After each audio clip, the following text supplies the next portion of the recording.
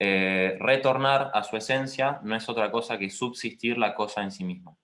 En efecto, la forma, en cuanto perfecciona la materia dándole el ser, de alguna manera se derrama, funditur, dice, sobre la misma, pero en cuanto tiene ser en sí misma, retorna a sí misma. Por consiguiente, las virtudes cognoscitivas, que no son subsistentes, sino actos de algunos órganos, no se conocen a sí mismas, como es patente en cada uno de los sentidos. Aunque los sentidos tienen una vuelta incompleta, dice Santo Tomás. Pero las virtudes cognoscitivas subsistentes per se, como por ejemplo la razón, se conocen a sí mismas, y la voluntad también. En este ensayo no consideramos la vuelta afectiva sobre sí misma. Y por esto se dice en el Liber de Causis que el que conoce su esencia retorna a su esencia. Bueno, ya en este texto se puede ver cómo, bueno, si el obrar sigue al ser y la constitución misma de la razón está referida sobre sí misma, entonces esto permite una vuelta operativa que es quizás la más conocida, ¿no?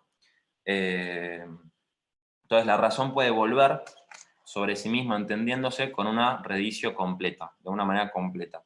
No solamente parcial a un aspecto, sino a la misma esencia del hombre, ¿no?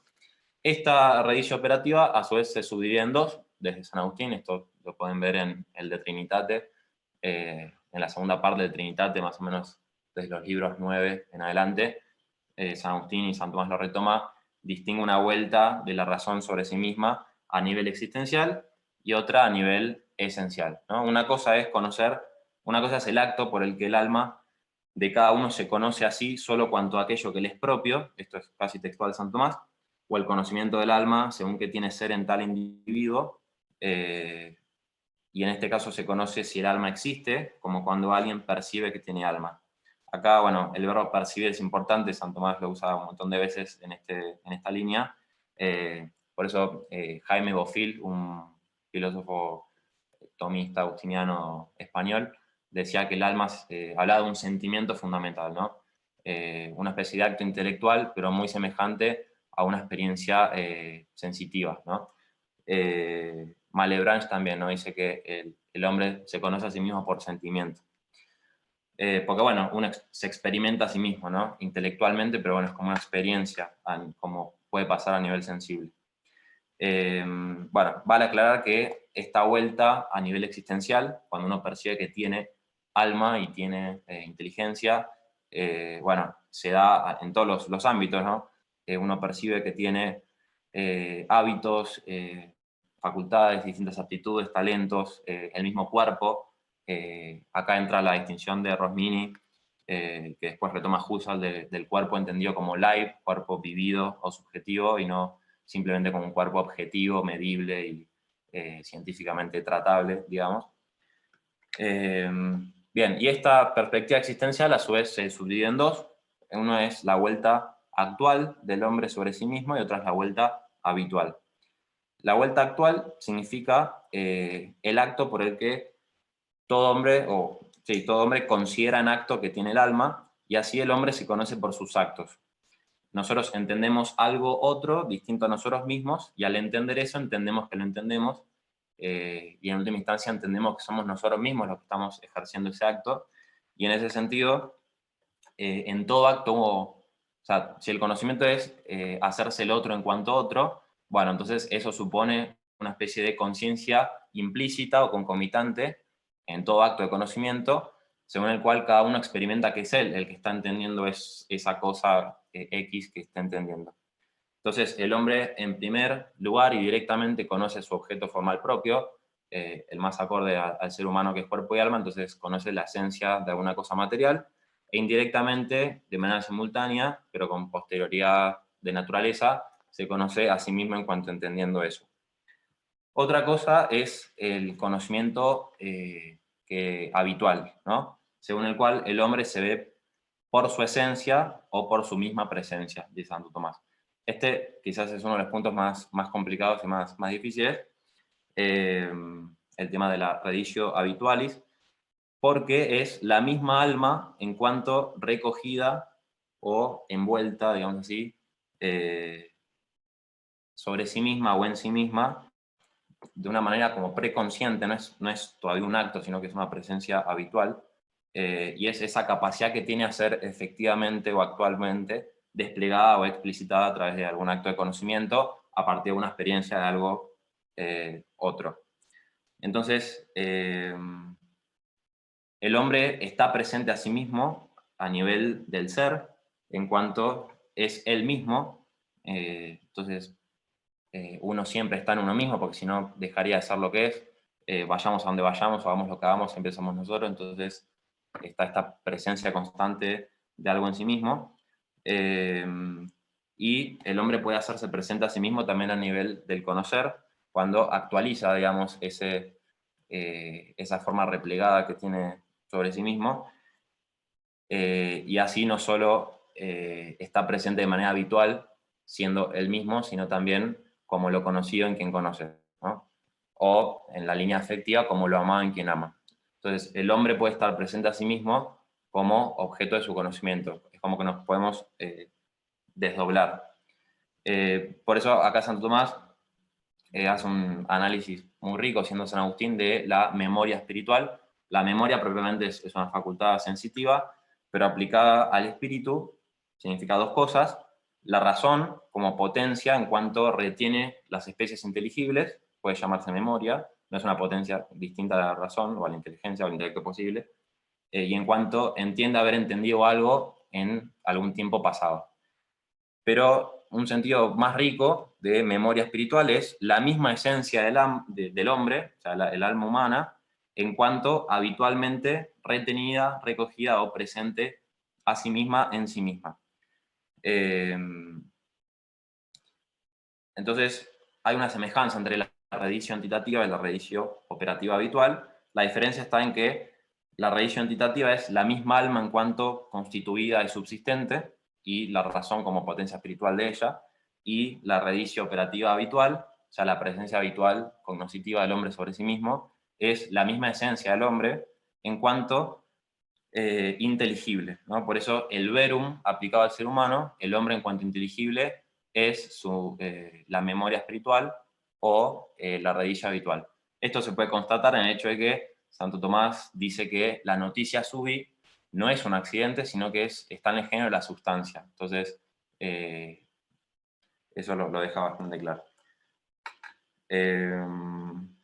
Bueno, el fruto de esta autopresencia cognoscitiva del hombre sobre sí mismo, es decir, el hombre en cuanto que se objetiva a él mismo, bueno, ese es lo que Santo Tomás llama el verbum sui, que a nivel afectivo es la impresio sui. O sea, cada uno tiene respecto de sí mismo algún concepto de sí y algún grabado afectivo de sí, según el cual uno se conoce a sí mismo y tiene una especie de apreciación personal respecto de sí, que, bueno, hoy en lenguaje más contemporáneo diríamos el autoestima y cosas de ese tipo. Bien, muy bien. Y quedaría entonces la redicio operativa esencial, es decir, en cuanto que se conoce el alma cuanto a aquello que es común a todas las almas, no cuanto a aquello que le es propio. Es decir, la naturaleza del alma y qué es el alma, no si el alma existe, sino qué naturaleza tiene el alma que tenemos. Acá Santo Tomás a su vez hace una doble división según los actos de la razón, que son la simple aprehensión y el juicio. Y según la simple aprehensión, el alma entiende qué es por las especies abstraídas de los sentidos. Entonces, la razón humana ocupa el último lugar en el género de los inteligibles.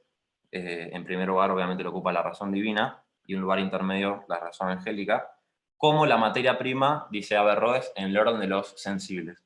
Entonces, tanto la razón como la materia prima están solo en potencia para todas las formas, tanto sensibles como inteligibles, y así como la materia prima se hace sensible por alguna forma que se le educe, así también la razón humana se hace inteligible y capaz de ser entendida en la medida en que alguna forma la actualiza. Y esa forma que la actualiza no es ella misma, ya no basta la presencia natural de la mente sobre sí misma, sino que es necesario que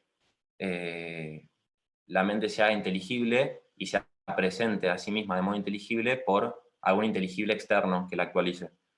Y entonces, como lo que se conoce por su forma, y en cuanto que está en acto, no podemos entendernos a nosotros mismos de manera inmediata y primaria, ni amarnos a nosotros mismos de manera primaria e inmediata. Por eso la felicidad no está ni en el conocimiento ni en el amor de sí mismo, sino que es necesario que primero, siendo la razón una tabula rasa, como diría Aristóteles, entendamos algo y ese algo nos actualice.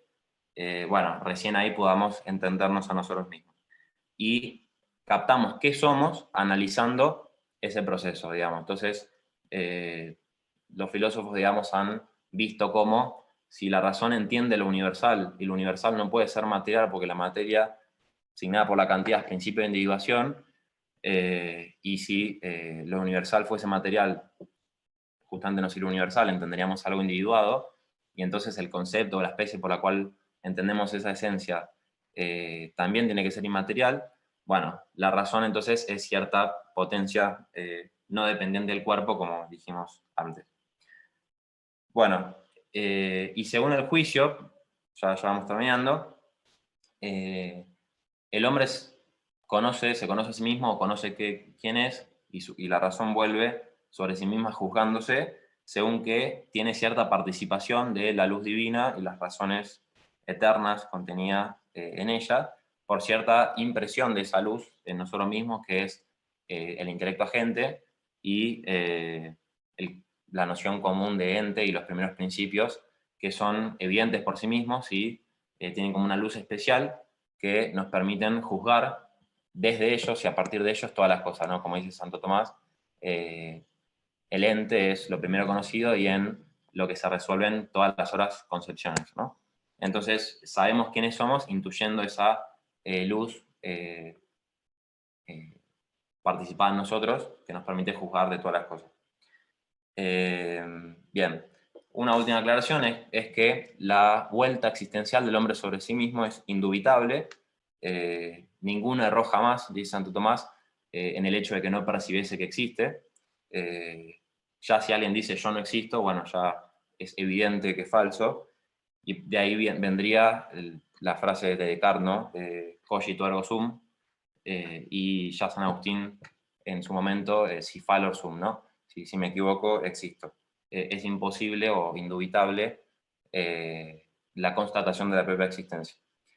Y por eso es un conocimiento certísimo, pero no así con el conocimiento esencial. Saber quién es uno, no solamente que existimos o qué tenemos en nosotros mismos, sino quiénes somos, es para San Tomás uno de los conocimientos más difíciles, así como el conocimiento de Dios, y es un conocimiento que requiere un gran esfuerzo, ¿no? Magnum estudio, dice Santo Tomás, y una diligente y sutil investigación, dice, y obviamente es mucho más difícil que juzgar acerca de otras personas que, como nota Santo Tomás en varios textos, es mucho más fácil, ¿no? Y para terminar, una pequeña conclusión, el núcleo profundo y superior del ser humano, lo que lo define en su aspecto cognitivo, es decir, la razón humana, es una potencia que supera a toda otra existente en la naturaleza. Por su carácter particular, ella misma es una facultad recogida e íntima. Toda vida humana, toda operación verdaderamente propia del hombre, que brote desde este luminoso secreto de su corazón, deberá ser fiel reflejo de esta interioridad y reflexividad. El hombre se deshumaniza, deja de ser animal racional, cuando se exterioriza en una vida epidérmica y superficial. Vivir de modo íntimo y recogido, eso es lo propio del Homo Rediens.